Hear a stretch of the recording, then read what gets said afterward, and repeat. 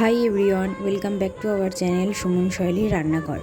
আজ আমাদের ঘুরতে আসার চতুর্থ দিন, অর্থাৎ শেষ দিন, তাই মনটা একটু খারাপ লাগছে। কিন্তু আজ শেষ দিনে আকাশটা একটু পরিষ্কার থাকায় অবশেষে কাঞ্চনজঙ্ঘার দেখা পেয়েছি আজ শেষ দিনে এসে। যাই হোক, আজ ব্রেকফাস্টে শুরু হয়েছে লুচি আর আলুর তরকারি দিয়ে, আর তারপরেই এলো লাঞ্চের পর্ব। আর আজ লাঞ্চে ছিল গরম গরম ভাত, পেঁয়াজ, লঙ্কা, পাঁপড় ভাজা, ডাল, কুমড়োর তরকারি আর মাছের ঝাল। আর আগেই তো বলেছিলাম আমরা যে হোটেলে থাকি সেই হোটেলে স্ন্যাক্সের কোনো ব্যবস্থা নেই, তাই একবারেই চলে এলো ডিনারের পর্ব। আর আজ ডিনারে ছিল ভাত, ডাল, পেঁয়াজ, লঙ্কা, সয়াবিন তরকারি, মাংসের ঝোল।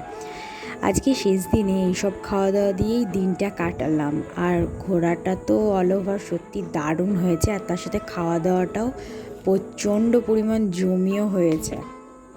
এই ঘোরাটা আমার কাছে অন্তত প্রচণ্ড মেমোরেবল হয়ে থাকবে।